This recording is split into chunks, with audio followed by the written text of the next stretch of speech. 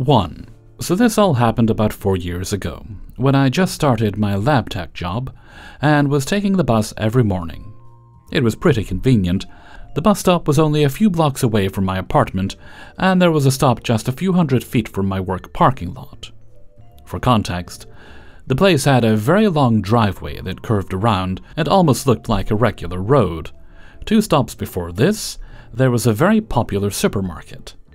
At the time, I had a pretty generic college girl look, short purple hair and chunky glasses. Both of these things are relevant. There was one specific driver who had the route pretty often, and every time we pulled up to the supermarket, he'd wait 5 to 10 minutes while just staring at me. Sometimes he'd clear his throat or announce that, "Well, we're here." But it wasn't my stop, so I just waited out. Usually, I just listened to music the whole ride and ignored him until he tried to get my attention. Didn't think much of it at all, just figured he was ahead of schedule or something. But still, he started getting a little more cranky with me every day. After a few months of this, he just popped off at me. Why wouldn't I get off the bus? Why did I insist on getting off in the research park and walking up that one road? Was it him? Was I not wanting him to see me go into work? Did I lie about where I lived too? I was baffled and told him I don't know what he's talking about. I don't work at the store, and the road was a driveway that didn't let out anywhere but a parking lot. This guy got furious. He said he sees me in the store every day. Don't lie to him. He can spot my purple hair and glasses from a mile away. And I'm even more confused. I've seen dozens of other girls with the exact same hair. It's a college town. Purple hair was cliché at that point. We keep arguing back and forth. Him that I have to be lying, and me that, even if I was, it was weird. He starts asking why I never acknowledge him when I ring him up, and never take my headphones off on the bus. He had apparently been trying to seek me out to chat at work because I wouldn't in the morning, and trying to chat in the morning because I was ignoring him at work. Because he was talking to 2 different people and neither of them were interested. He was visibly in his 40s and we were both in our early 20s. I wound up calling in a complaint to the main terminal a few weeks later, because if he wasn't sulking and shouting passive-aggressive jabs at me, he was telling anyone else on the bus what a mean little ice bitch I am. Which I can be. But what did he expect trying to form an emotional connection on the bus at 6 in the morning? I'm just trying to chug coffee and put on my game face. I'm not ready to function as a people or play nice with others. It was already weird, but he made it a whole thing. And he still didn't believe me because he'd jab, "Have a nice walk, I'll see you later," as I got off the bus. So I complained about it. I know it was awful of me. Hellfreezer's note, no it wasn't, he was sexually harassing you. But I was tired of every morning being about this weird old guy being mad at me for not working at a supermarket. After that, there was a new regular driver on my route who was really lovely. Fast forward a few more months after the complaint. I happened to need to stop by the supermarket before I went home. Hadn't seen the guy once since I'd complained, so I hadn't thought about him much. By that point, I had found a shortcut in the fence, so I didn't have to ride the bus all the way around to get there. As I get rung up, I realized who was doing so. A very cute young girl with purple hair and chunky glasses. Here's the wild part. We looked nothing alike. Her hair was a completely different cut. We had different shades of purple. Her glasses were black while mine were purple. She was thin and petite while I'm curvy and jiggly. She had freckles while I was a good few inches taller. We made eye contact, and after a few seconds she just asks, "Do you ride the bus?" I said yes, and we just stared for a few more seconds. I said I was so sorry, and she just shoves my bag at me and tells me it wasn't my fault. We never spoke again. And I have no idea what happened to the creepy bus driver, or if he continued harassing the girl after my complaint. But still, sometimes I wonder what the hell all that was. 2. Remember our Jen Jones childhood birthday parties? Sometimes even the best planned events can get out of hand. This is my story. It was my 8th birthday, and it was my first birthday in our new house. It was the early 70s. My parents were first-time homeowners and wanted my first birthday in the new house to be one that I always would remember. so they decided to throw a birthday party for me, inviting my cousins and all the neighborhood kids. A few of my aunts, one of my grandmothers, and a few neighborhood moms were there too. All the kids were down in the basement with no grown-ups to supervise, and things quickly turned chaotic. One of the kids had an older brother who was there who was much bigger than the rest of us. He was bullying all the younger kids, making us do all sorts of mischief by threat of fist. He'd tell you to do something. If you said no, he'd make a great big fist in front of your face. To us younger kids, it looked like the fist of the Incredible Hulk. He had us saying swear words whenever an adult would come downstairs. He wrote swear words on the cement walls with chalk and made the other kids take the blame. We were all given paper cups. He made us hold out our cups, then used a dart to poke several holes in the bottom of each kid's cup. My mother and aunt came down the stairs and said, "Okay, kids, who wants Kool-Aid?" Not sensing the normal enthusiasm that a bunch of 6 to 8-year-old kids normally have for Kool-Aid, my mother thought something was wrong but wasn't quite sure what it might be. She looked at our blank faces for a moment and said, "Oh, for God's sake, hold out your cups. It's red Kool-Aid, for crying out loud. Everyone's favorite. Now hold out your cups." Hesitantly, we slowly held out our cups. My mother comes over to the first kid, raises the clear glass pitcher of red Kool-Aid up, and starts pouring. The Kool-Aid went straight in the cup, then at the bottom through the dart-punched holes like a lawn sprinkler with red dye in the water. Red Kool-Aid everywhere, on the table cover, all over the floor, on the kid and on my mother. The older kid howled with laughter as my mother scolded the poor helpless kid standing there with the Kool-Aid-stained pants and a formerly white t-shirt that would never be any shade of white again. "Lord Almighty above, why would you do such a thing?" Then she moved on to the next kid, and the same happened again. Then she checked everyone else's cup, and everyone except the big kid had holes in their cup. He slowly sipped and savored his Kool-Aid in front of the rest of our jealous eyes, like it was sweet nectar being sipped from the holy chalice. My mother and aunt stormed back upstairs and came back down a few minutes later with hot dogs, their footsteps sounding like peeling Velcro as they stepped into the many sticky red Kool-Aid puddles lying across the floor like a sinister minefield. Then they went back upstairs, only to come rushing back down a mere moments later, after they overheard the chaos that had erupted downstairs.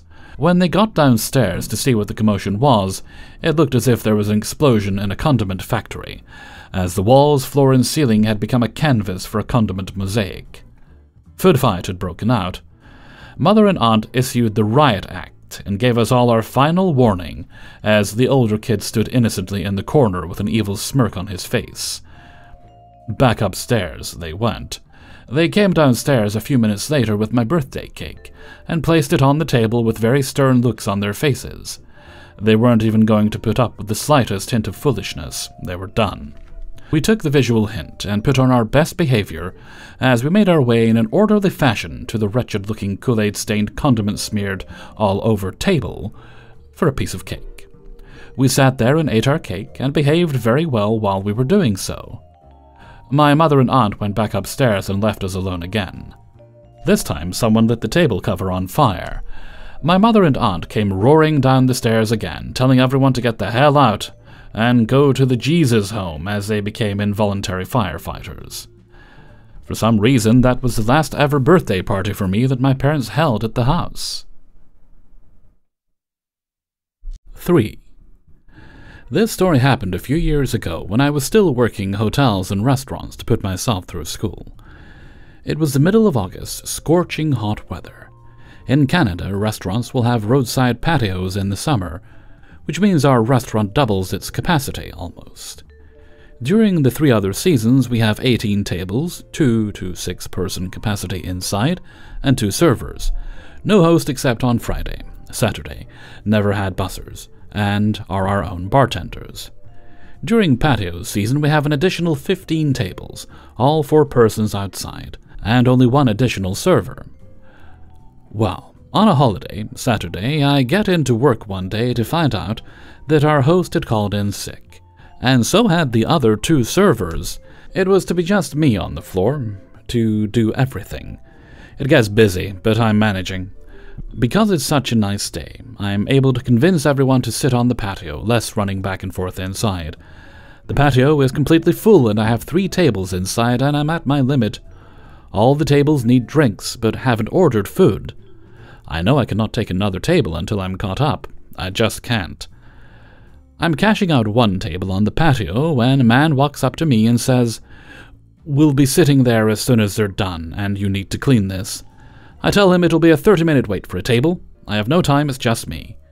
I go inside to get food for another table, and go outside to see him sitting at the dirty table.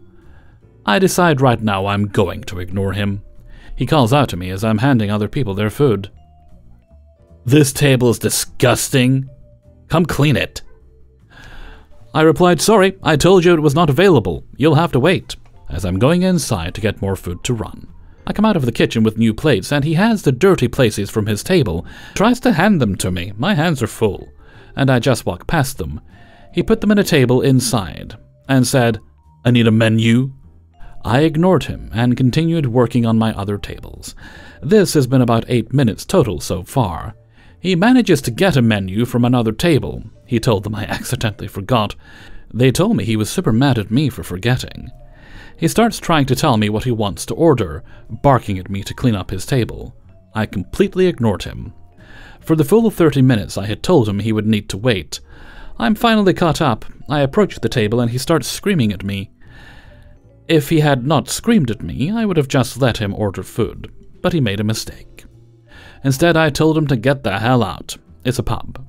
Swearing is okay to an extent. He threatens me, and I tell him to try me. The guys in the kitchen will kick his butt if he puts a hand on me, and they're all felons. He demands to order food. I told him, "You've seen how good I am at ignoring you. Do you want to see how good I am at throwing people out?" He finally gets the hint and leaves while yelling and swearing at me. The only downside was the table he took the menus from asked to talk to a manager because they thought I was in the wrong and should have just served him. Also refused to tip me and were bitchy the rest of the time. Manager took my side, of course. 4. This happened many years ago, at a chain store, not really well known. There's only about, at the time, 30 stores, mostly in and around Toronto, Ontario. I was working the customer service desk during Boxing Day. Now, the store's policy is no refunds or exchanges on Boxing Day or the day after, due to Boxing Week sales.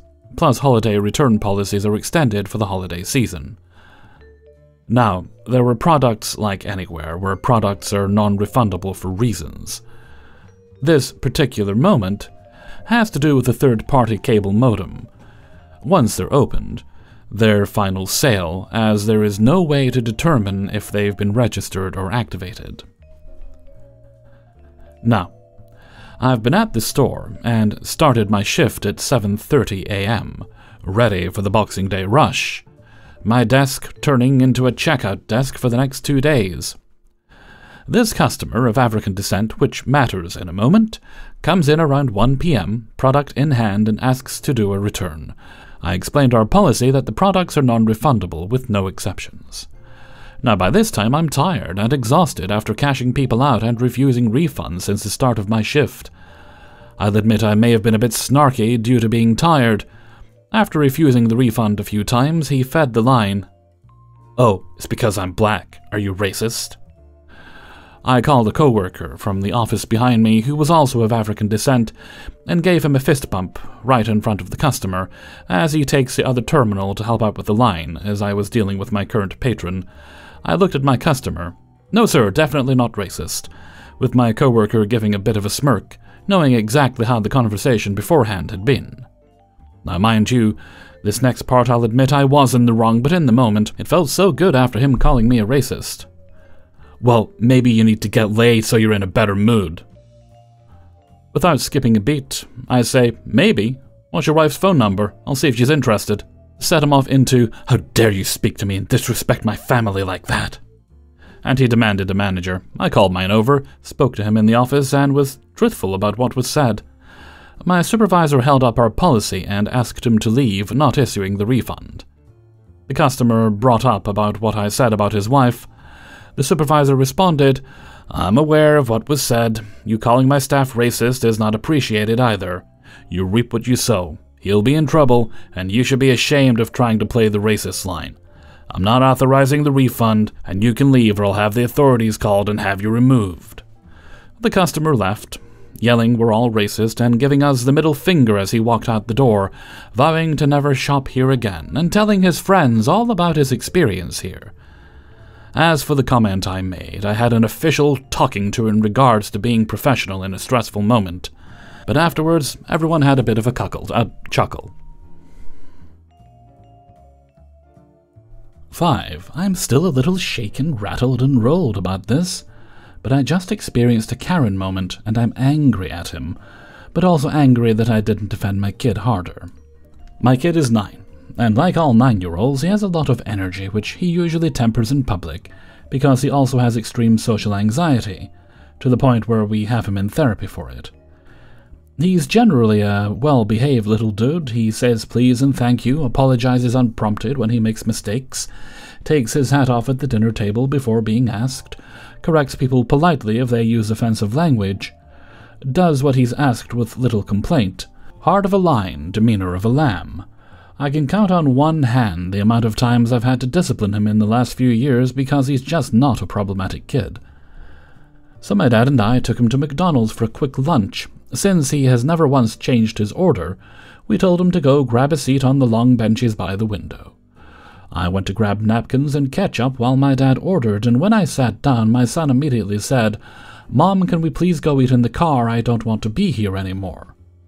Took a minute of prompting before he admitted that he'd been sort of rocking in his seat because he was nervous sitting alone.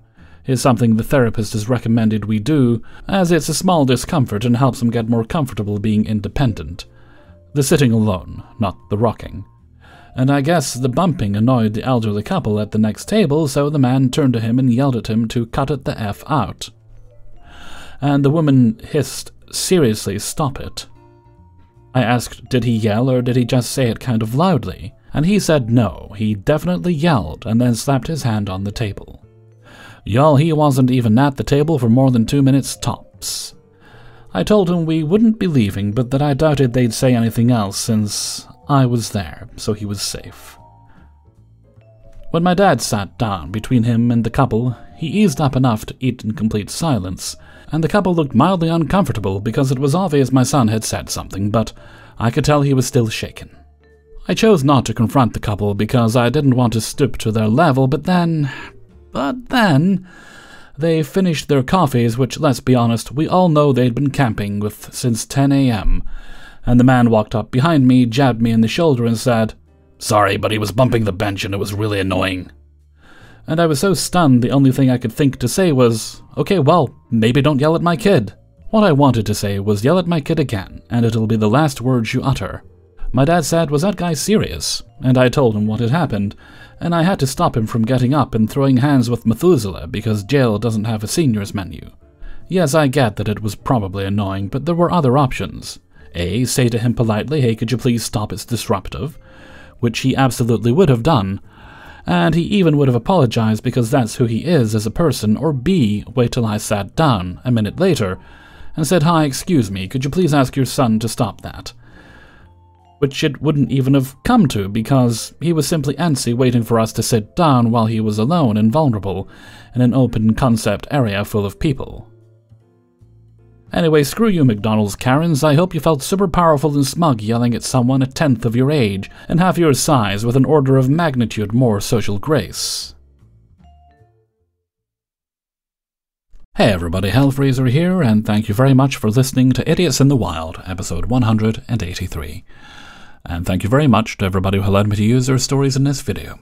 Before you go, please hit the like button and subscribe if you haven't already done so. And please do support me on my Patreon page, for as little as $1 a month or more goes a very long way these days. Okay, no other business today, so let's move along to Hellfreezer's question of the day. And today's question is, what is your favorite type of dessert sauce? Bit random, I know, but mine is caramel. Honestly, you could put it with anything. Basically just caramel flavor. I love caramel shortcake. You've probably heard me mention that. I mean, I've honestly never had a bad one. I've had some better than others, but never had a bad one. So it's very nice. A nice caramel sauce mixed in with ice cream as well as a salted caramel. Very, very nice. It's something I'm quite fond of. But let me know what yours are in a comment below. Chocolate, strawberry, maybe some fun like banana or something that I've never heard of before. Let me know what you think in a comment below. And before we go, let's take a look at the answer of the day from a previous video. And today's answer comes from Idiots in the Wild 181. And I think it was about your favorite kind of ice. And today's answer comes from Rain Silver 92. I love the hospital ice because it was good and they have ice chips. Thank you very much for your answer, Rain Silver. And with that, I'm going to head off for now. So until next time, thank you very much for listening and take very good care of yourselves.